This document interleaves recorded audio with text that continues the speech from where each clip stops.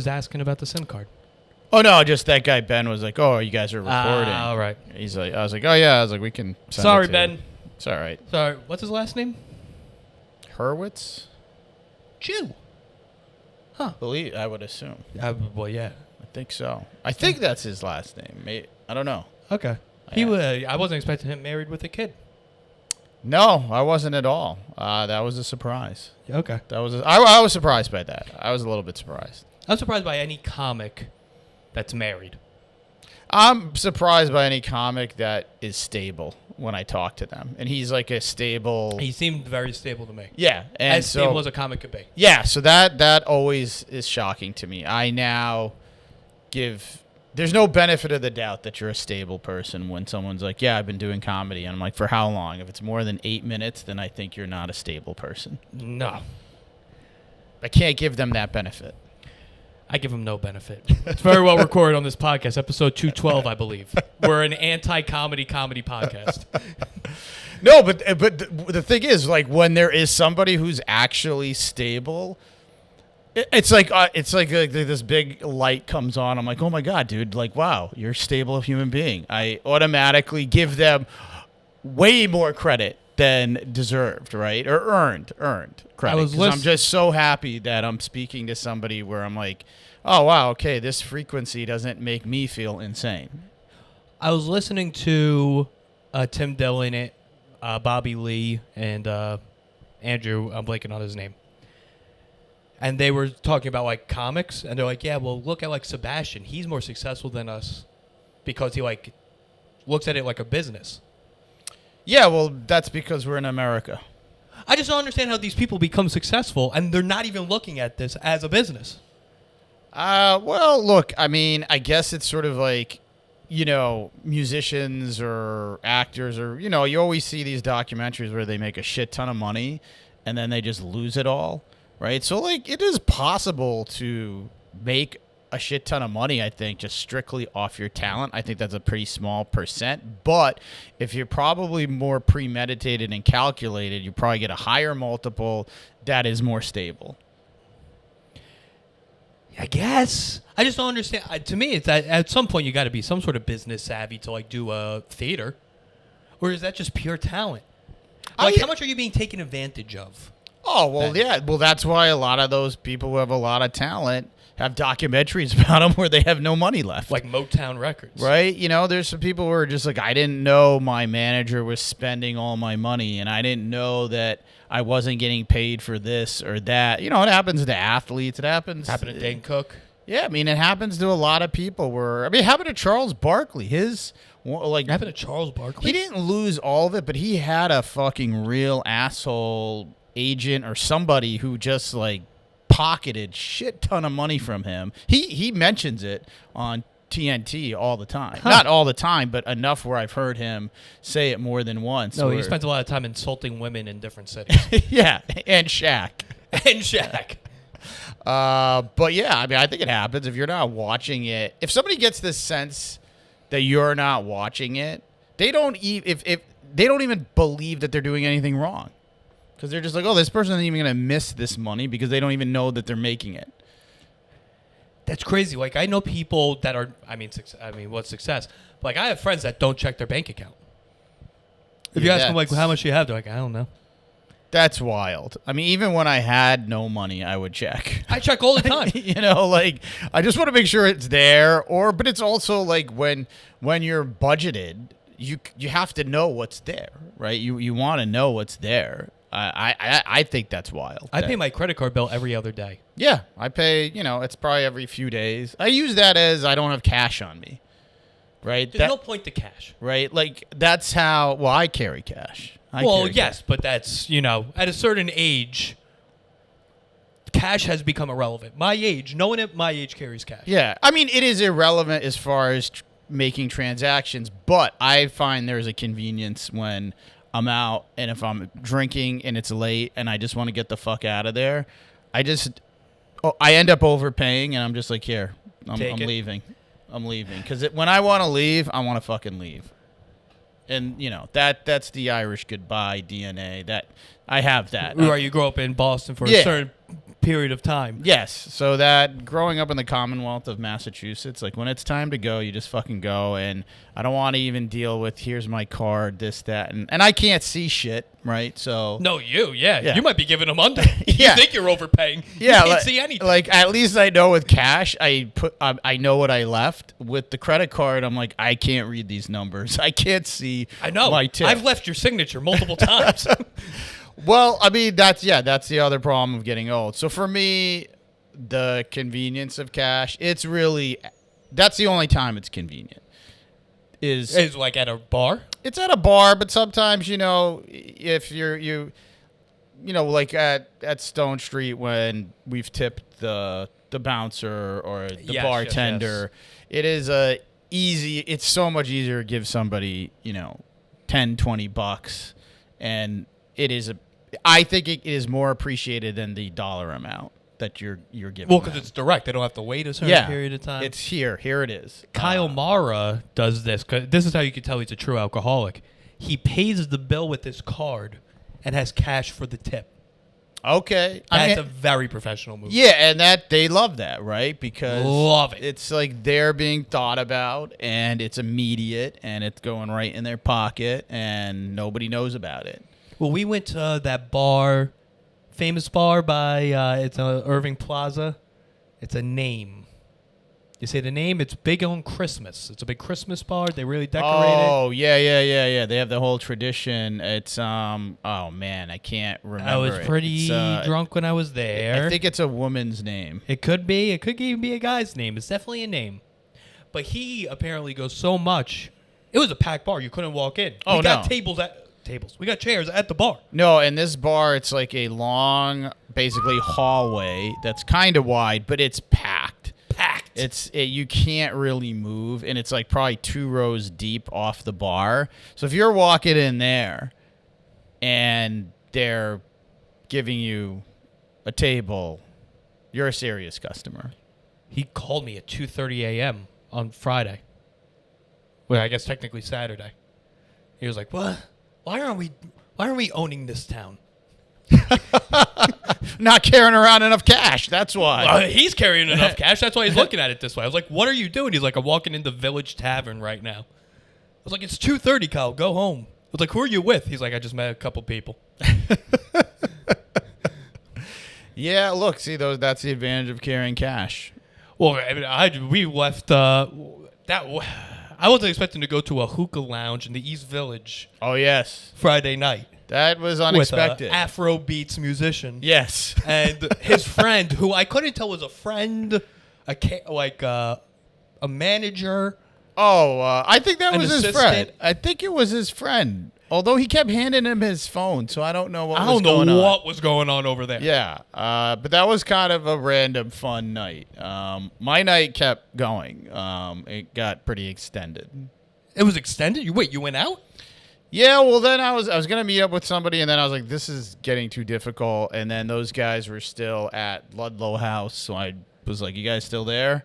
And it's walking distance, so I went there, and then it was a pretty late night for me.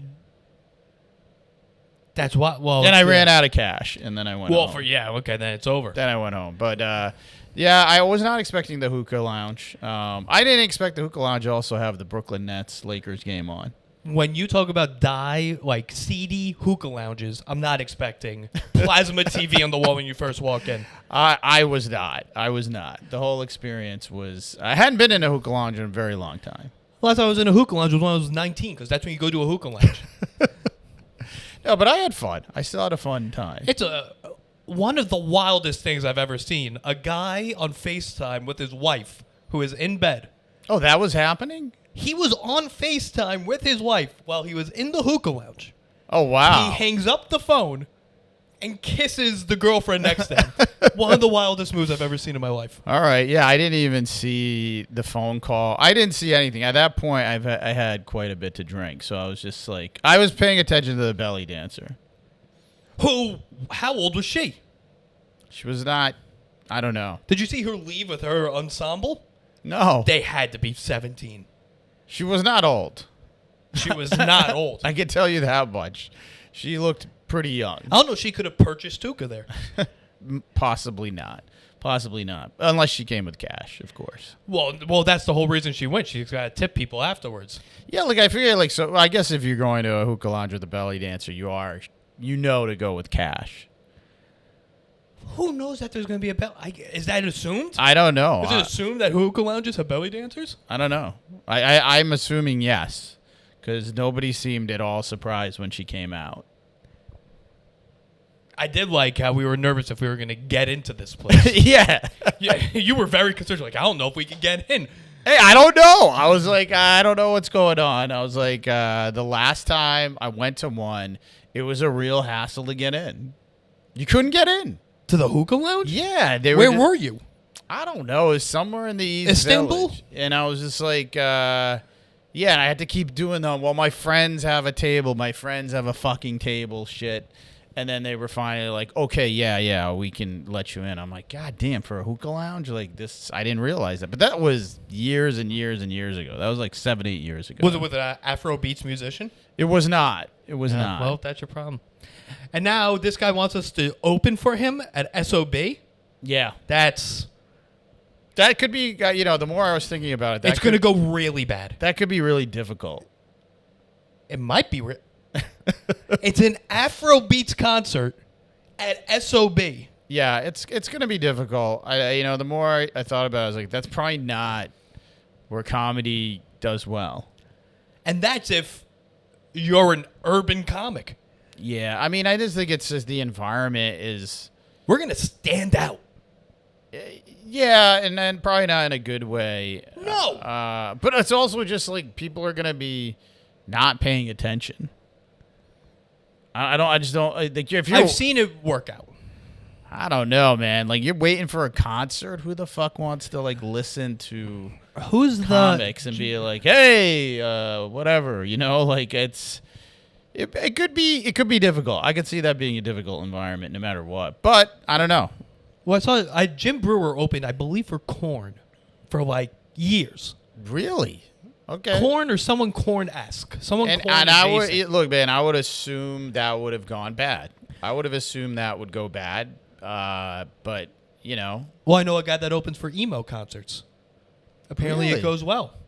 So maybe My it's thing possible. is, they also are the demographic that are in the audience. You can't go into an Afrobeats concert at SOB and talk about Lehman Brothers. I'm gonna do it. No, I'm aware you're gonna do it. I'm gonna do it. People are gonna be like, "What?" I'm still gonna do it. They'll be like, "What the fuck are you talking about?" I'll still do it. I'll deliver it. I'll do it. Oh yeah. It's gonna be a long 10 minutes. Oh man, he's talking about 30 minutes. What? Yeah. Each? No. Though that segment being 30 minutes. Good. Have the host do 20. You do 5. I do 5. I see you guys fucking never. Well, we'll see if it happens. It was also we were talking about this at 1 a.m. at a hookah lounge. So At a hookah lounge, as he got off FaceTime with his wife. yeah, that was fun. It was interesting. I missed that. Like I said, I missed that entirely. Yeah, I was just like, we're gonna leave. This thing's starting to get ramped up. Yeah, I was kind of mesmerized by the, I guess, 12th grader. Yeah. It's never good when someone that age leaves. She left with 7 girls and a boyfriend. I assume like one of the girls had a boyfriend. That's not good because that means those 7 friends couldn't get in anywhere else. That's true. So you're gonna follow your stripper friend? Possibly. That's probably what happened. I mean, that's what a belly dancer is, kind of, right? It's probably like training for being a stripper. Right. This is the AAA. Yeah, this is sort of like if you can do this, you can do that. Right. It's like the SEC. Yeah. Like it's not the NFL, but I mean, hey, the competition is steep out there. People from here end up in the NFL. Right. You can still make it to the Hall of Fame. Yeah. You can still make a good living off this. From Sell here, cars after. you could go to Scores. It's possible. Scores? Scores, whatever. I don't know. Is that a strip club in Manhattan? It used to be. Oh. I don't know. It might not be anymore. I have no idea. Hustler. I don't know. Magazine? Didn't they have a strip club on the West Side? I know there is. I don't know the name of it. It's on the West Side I thought Highway. it was sponsored by Hustler. And then Flash Dancers. That's the only one I know because it was in Tribeca. Tens. I remember. I worked for a real estate developer who owned was the landlord for a strip club. I would imagine that's fantastic business. No, the guy was late paying rent constantly. Didn't you have to pick it up? Yes. I remember this story. Yes. Or because it was like, it wasn't so much that I had to pick it up. I had to go down there and be like, yo, you haven't paid rent, dude. Like, in a very long time.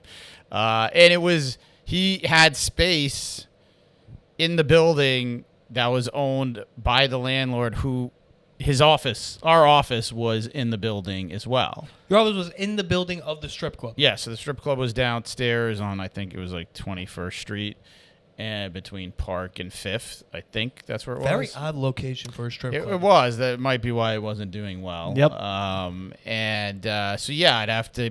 They're like, hey, can you go down there? And I was like, what? Like, I don't know. All right, I'll go down there and remind him. Like, yeah, you haven't paid rent. What time of day is this? Sometimes I'd go... He would never be there midday. So you'd have to go like right before it opens. Well, yeah, it's not open midday. 7 o'clock, 8 o'clock. I would go down there. Is that when strip clubs open? No, but that's when people start getting there. As far as the people that work there. Oh, okay. Yeah. I thought you meant people are starting to like line Yeah, up yeah, outside, yeah, they're waiting for Madden to drop. Yeah, like, and we always knew when he was late on rent because he would send up like shrimp cocktails and like, champagne on ice up to the office. And it's like, hey, guys, just send this up to you. And it's like... And then you check the calendar, you're like, it's the 24th. Yeah. All right. All right. Yeah, he's not going to pay rent this month. And then you'd go down there, and he's like, here's some... He'd give me, like, funny money. He's like, well, just hang out, man. He's like, can't we just work something out? And I'm like, yeah, I don't own the building. It's a contract. I just work for these guys, and you've signed a lease, and you got to pay, dude. Like, what do you want me to do? Is this how, like, a real estate career starts? Like, it starts off, you have to collect money from strip clubs that are in your office. No, I mean, they were just two crazy guys that I worked for, right? I thought it would be, I went from a very, I guess. Structured? Yes, structured job with a, legit, pretty big time New York real estate developer. I was working on like a 40-story high rise in Williamsburg, all of that. And then these guys, an opportunity came up. A buddy of mine from grad school worked there. He's like, you want to come here and work? And I was like, it's like, they were like cowboys, basically. They owned that, but they owned, office buildings in the West Village. They kind of were doing a lot of different things. They had their hands in a few different industries. Yeah, so the way I calculated it was like this is definitely a downgrade for me career-wise, but potentially an upgrade if I'm going to eventually work for myself because I'm going to see sort of the guts. I'm going to see how the sausage is made. I'm going to go to the slaughterhouse and I'm going to be like, yeah, that fucking pig, chop it up, I'm taking it home, and I'm going to have a barbecue. Like that, I knew that's what I was going to see.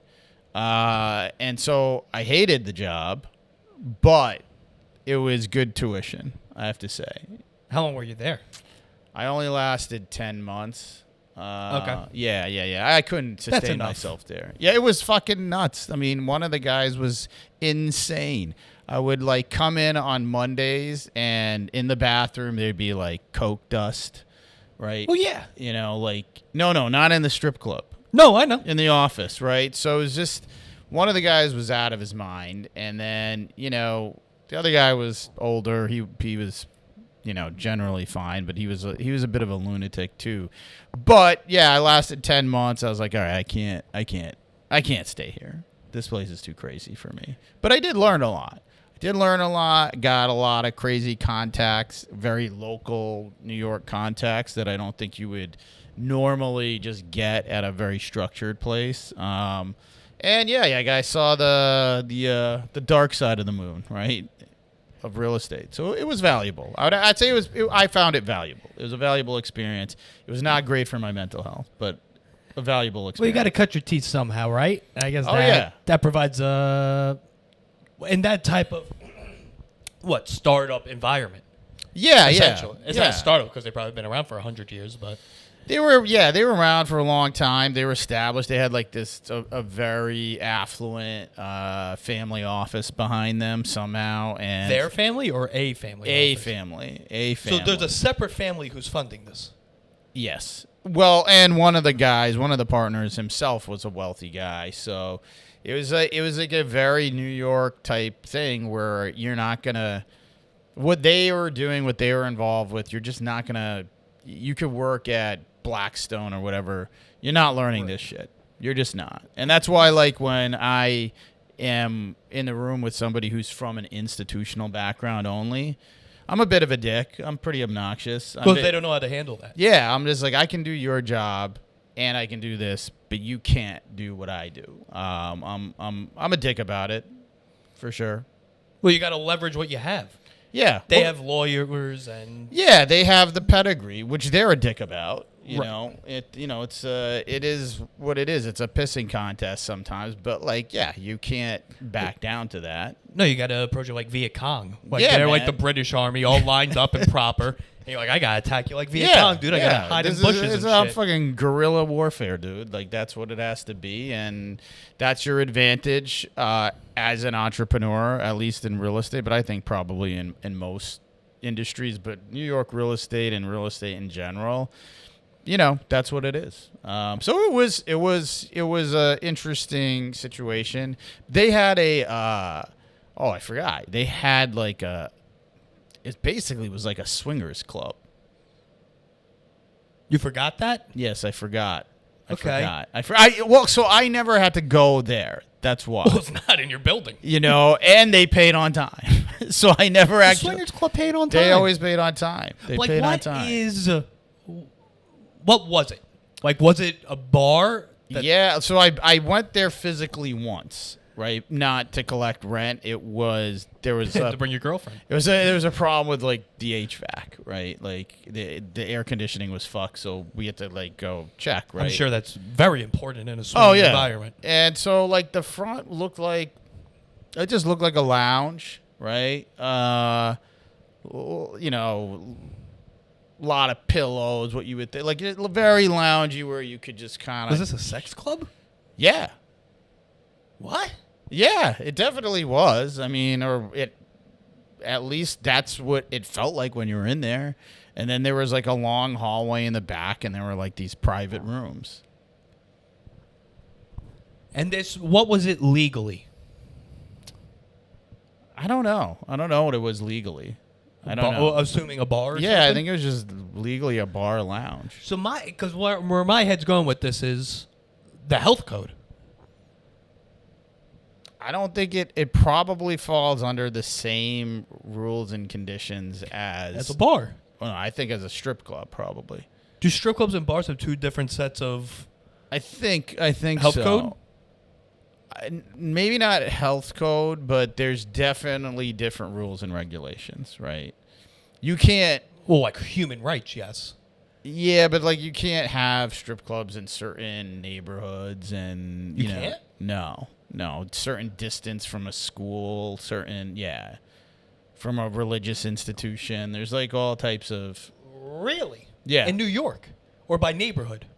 Well, I guess by neighborhood. By like what you neighborhood. said. Yeah, it's by neighborhood. Because I'm thinking Flash Dances in Tribeca. That's 2 blocks from an elementary school. It's Tribeca. It's a bad part of Tribeca, but it's Tribeca. It's probably by zoning, right? Because then this is getting technical, but like Tribeca, a lot of that's zoned as industrial manufacturing. Still. Until you get the zoning changed and build like residential lofts, yeah. Until you're Taylor Swift and you buy 3 of them and combine it into one place. Yeah, so Okay. there's quirkiness in there, but I don't know what it was actually on paper. I think it was just considered a bar and lounge, and then kind of what happens there happens. But reputationally speaking, I think people knew what it was. Yeah, do you think they like opened it with the intention to be a swingers place? I don't think so. I think it probably evolved into that. Is that how it works? Like a bar, they're like, oh, we're a Notre Dame bar. Did they open to be a Notre Dame bar, or did Notre Dame people start going there? It's like a chicken or the egg scenario. That's I'm here. I bet you. I bet you it evolved into that. I bet you, but whoever was running it, you don't have back rooms for, karaoke, right? Like Maybe they were Japanese owners. I don't know. So it's like there was intention probably by design, but you can't also advertise it, right? So I don't know. Like I think it evolved into it, but at that point in time, people knew it as that. Like that's what it is. This is wild to me. Well, welcome to New York real estate. There's craziness all over the place. There's crazy shit like that all over the place in New York, for sure. Well, there's a bunch of places. There's a quote-unquote comedy club that, in the basement, I found out is a huge illegal gambling ring. Oh, wow. Yeah, I believe it. Yeah. I But like believe chicken it. fights and shit like that. Oh, wow. Chicken fights. That's going on now.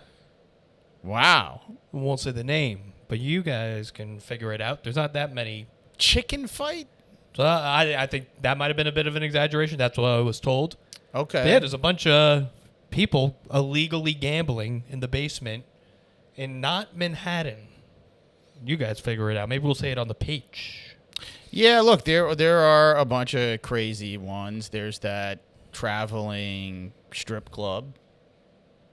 There's a traveling strip club? Yeah, I mean, I don't know if it's still happening. Barnum and Bailey's? No, I mean, I don't know. Well, so I've had multiple people confirm that, yeah, it's legit, and this was happening before COVID. It was kind of just like, Well, the one that I think I told you. yeah, it was like a secret location. I dated a girl who was one of the girls. Yeah, and You would get a text, yeah, and it was always usually beneath like a Two Brothers Pizza or a bodega or something like that. Yeah. Yeah. So there's all types of stuff happening underneath the surface in New York.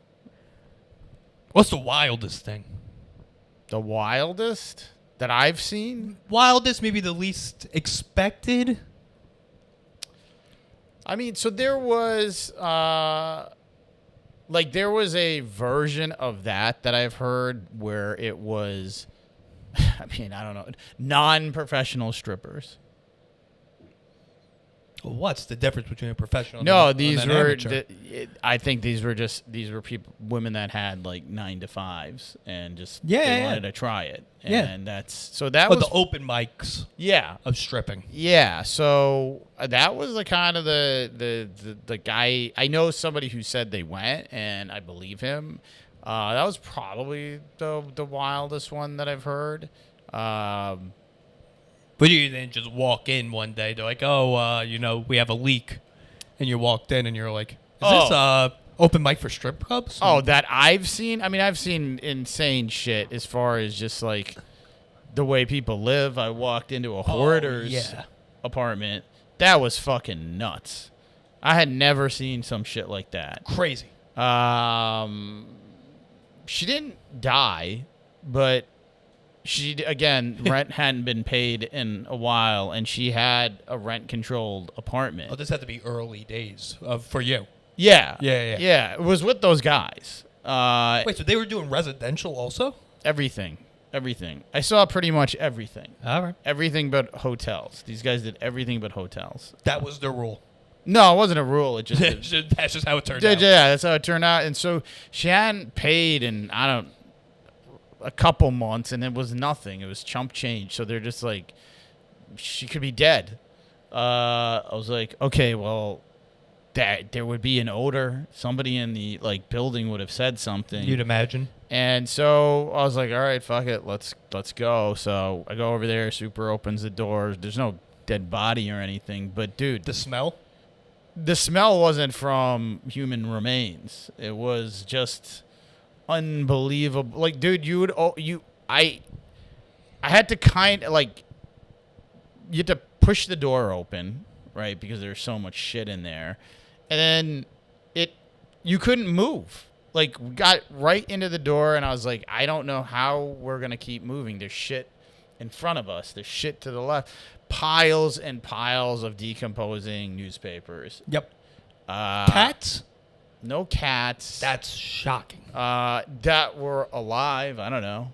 Oh, they could have been in there. You know, they could have been in there. They could have Okay. been dead. I mean, there was a self-storage facility that had a refrigerator full of like 60 dead cats in Queens.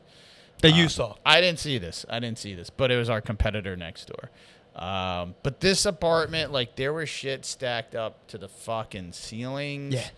And it was just the most. It was like this woman went to every street fair in New York for fucking 3 decades and bought everything. And was like, I'm going to store it here. Well, you don't know what's going to turn out to be valuable. You You know? So buy it all. Nothing in this apartment. It was crazy. And so we had to do all the paperwork to be like, yeah, this person is not here. It took like, I probably went through 8 or 9 people before somebody would agree to empty out the apartment. Nobody wanted to do it. Because it was like, well, this is going to take like 2 weeks. It was just mountains of stuff. Yeah, but you got to imagine that's a good amount of money if you're a hoarder, an anti-hoarder, a de-hoarder. The de-hoarder, like 1-800-JUNK. Yeah. Well, that's who you end up calling, and they charged a fortune. I imagine. But that was a pretty wild one. It just fucking weird people, man. There's one woman that bought a condo from them. Total, like, I don't know. She was mental. And You don't say. And so every little detail of the apartment, she had a problem with. She'd be like, there's a scratch here. There's a this here. Then I'm like, what the fuck? So then leave. Yeah, well, she bought the condo. Oh, she already bought it. She already bought it, She but bought it as sight unseen. no, she's living in it now. And as a developer, they have a year warranty, right? So you Okay. basically have to fix any defect. That's like legit. And in her case, no. I once went there and she's like, "Hey, the neighbors are cooking food that smells," and I'm like, "So go fucking tell them." Yeah, what do you want me to do? Yeah, like I'm not the. What Smells the fuck? don't void the Yeah, warranty. I'm not the fucking home monitor. What do you want from me? Right. I'm like, yeah, I don't talk to them. They're your neighbors. Right. I don't live here. I was like, this lady's crazy, man. And then she's like, I need you to come by at like 3:10 tomorrow. And I was like, she's like, it's important, but it's got to be around 3:10. I go there and she's like, yeah. I was like, what's the issue? And she's like, just stand by the window. And I was like, okay. I'm like, what? And she's like, do you see how the light comes in? It's creating this optical illusion, and it's like really hurts my eyes. Well, yeah, because you're staring at the sun. Yeah, I was like, well, that's also the rotation of the fucking planet. Right. I can't, if I could change that, I wouldn't be doing this for a living. I was like, what do you, like, yeah, I can't fucking change that. That's Earth. I was like, Right. I don't know what to tell you. And then she just was like so upset about it. And she's like, well, this is just, it gives me a migraine. And I'm like, so then don't sit in here. Close the blinds. Yeah, I was like, don't sit in here at 3:10 or whenever the fuck this shit happens. I'm like, I don't know. But yeah, you get craziness. It's I definitely have experienced it. That's why I will never ever do a residential project. I would never do that. Because of the people. Yeah. I don't like them.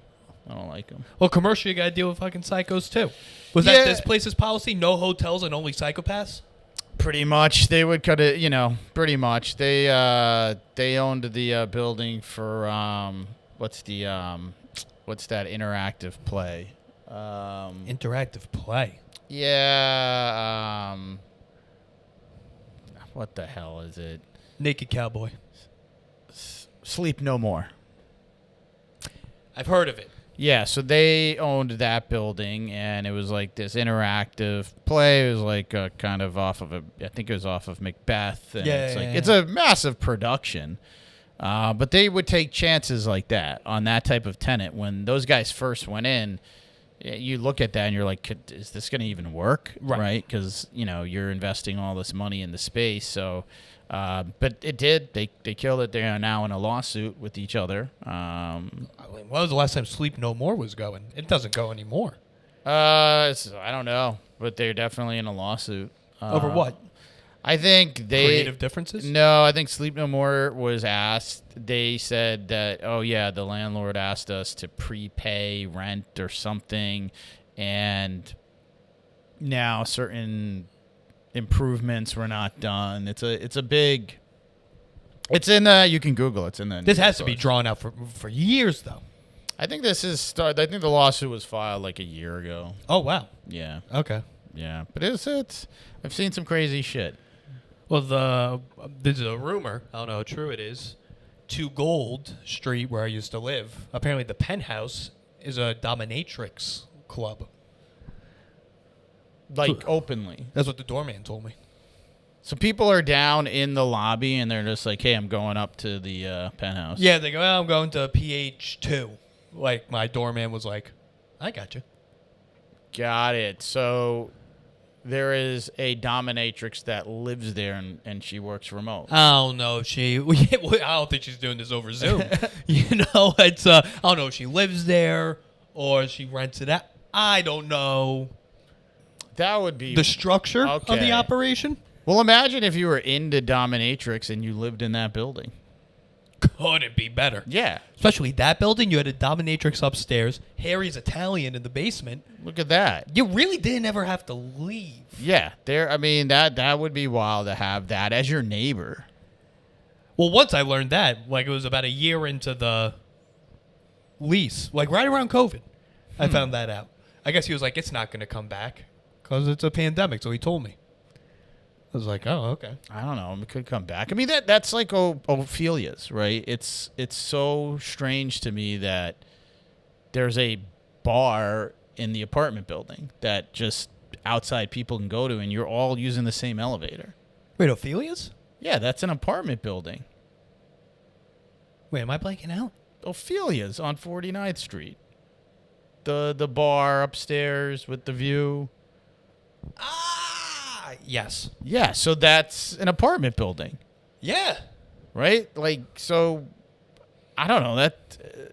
I guess it could be convenient to have a bar upstairs, but you have rando people that are probably hammered all the time In your lobby. In your lobby. It is 2 separate elevators, Okay. so not bad. So you don't have to deal with that. Right. Well, it's the same thing with the bar. I used to oversee the gym in Pine Street. I guess so, yeah. They've got the bars up there. That feels more separated than Ophelia's, but I guess not. I guess when you go in the lobby, it's all the same. Well, it has got to be some sort of what's it called? Like a social. I don't know what the term I'm looking for is. If you're like a real true big swinging dick, you try to like one up each other. You're like, "Oh, you don't have a rooftop bar in your building?" Okay, yeah.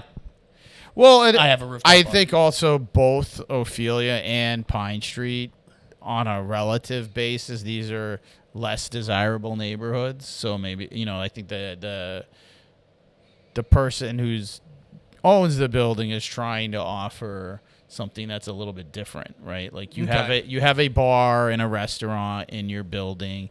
The one on Pine Street is a very nice restaurant. Very nice. And the lounge and like whatever you want to call it, the terraces up there are amazing.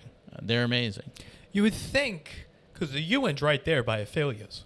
Yeah. You would think it's like covered in bars over there. The UN's huge. I would assume so too, but it's not. You think they're drinking in the UN? I did a tour of the UN recently. There's no bar in there. You did a tour of the UN? Yeah, I was curious. Or you on a field trip? No, I was curious. And they give tours, so I was like, all right, let me check it out. And there's no bar, or if there is, They're not telling you. I didn't get access. Yeah, you didn't pay. It's a free tour. I didn't get access. Is it a free tour? No, you got to pay for it, and it's a bit of a pain in the ass. Like the security protocol is sure, it's through the roof. It's not too bad, but it is a pain in the ass. It was an interesting tour, I have to say. I thought it was interesting. What they just do like that's where Yemen sits. You're like, ooh.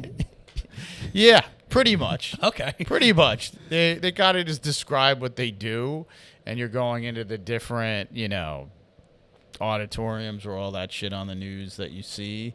But it was okay. So I was always curious what the fuck that building looked like. They got a from the cafeteria? inside. I think they do. You gotta. Well, you're gonna cross the. I think they do. They got to. It's a massive campus. I mean, it's a lot bigger than it looks as well. Because I know we didn't see everything. No, they're not showing you guys everything. No. But yeah, it's all right. I would say it's interesting, but like not a must do. How much time do you have where you're doing UN tours? Hey man, I take time to see get New York. cultured? Yeah, Okay. I like tours. I don't have to do anything. I would argue that's the exact opposite situation of a tour. You're doing it all. What do you mean? You're just walking, go- you're learning. Yeah, but they're doing all the heavy lifting. It's sort of like I find it relaxing. Yeah, but you don't know any of it. It's not heavy lifting because they know it. I guess so. Which is good because I don't know any of it. How much is there to know in the UN? I feel like there's not much. There was a couple interesting tidbits in there, but it was okay. It was okay. It is a pain with the security, but yeah, I am surprised that like there isn't a go-to 2 or 3 UN bars, right, where you walk in and you just are seeing people from different countries. This is the perfect example of what I was saying about the swingers. Open a bar, you become, the East Asian bar, and all the delegates from all of East Asia come every time. Yeah, look, You know what I mean? I think there's like South American just makes them a rapist. I mean, they've got some food trucks over there that are this is insane. are for clearly certain nationalities, but like I don't see any bars that are. Ophelia's is probably the closest one. That's like relatively nice. Yeah, but that's not a bar. That's a cocktail lounge situation. Yeah. It's not a bar. It's not. The closest one is this weird fucking hotel bar, I think in the Millennium Hotel, that looks like it's 1985 in there permanently. They have not renovated one thing. But that's what I'm talking about. Like, that's what I'm thinking of UN bar. No, this feels like it. It just, I mean, I went there during Christmas because my family was staying there. I don't know. Maybe it is a thing over there because it feels like 1985 for sure in there. Well, because I'm thinking like in the White House press room, what's his name? Not Peter Ducey. He's the one that's the department. There's like the Fox News guy, and then there's the black lesbian who does she's a White House press. You know who I'm talking about? Pierre something. Yeah. She's from Long Island. But like afterwards, they're all getting drinks. They're all canoodling afterwards. Oh, really? That's how the UN should be. You got, Russia and America. Yeah, and then they're like, let's... Right, they're not going to Ophelia's. Look, there could be a bar over there then. There has to be, I would assume. To me, that's what New York is. You walk into a bar one day, you see it's Putin and Kim Jong-un, and they're sitting there. When the UN is in session, I know Tudor City Steakhouse, that place. Wow, yes. That place is packed with them. Okay, so like that, we gotta start greasing people at Tudor City Steakhouse. To give us information. To get us information to be like, where do they go after this? They've got to go somewhere. And They it's gotta gotta go be somewhere. It has to be local. Like, there has to be one local They're not spot. traveling far. I would assume they would. Maybe on the west side, because a lot of those, what are they called? Embassies are on the west side. It's like, yeah. The nice ones, Italy, France. There's some on the east side, though. There's a couple too. on the east side as Yeah. well. It's got to be by the park. I think these people are hanging out. Maybe they're getting tall boys and hanging out on the rocks. It's possible. Something's going on. Maybe they're at the Swingers Club. We got to go back to the... That's why they have all the different rooms to talk policy. Yeah. That's probably what they were for. Or maybe they're going These are the sides of New York I'm trying to get into. Maybe, you know what, they should put a hookah lounge right by the UN. Oh, they got to start FaceTiming their wives then. Because apparently that's the code at a hookah lounge.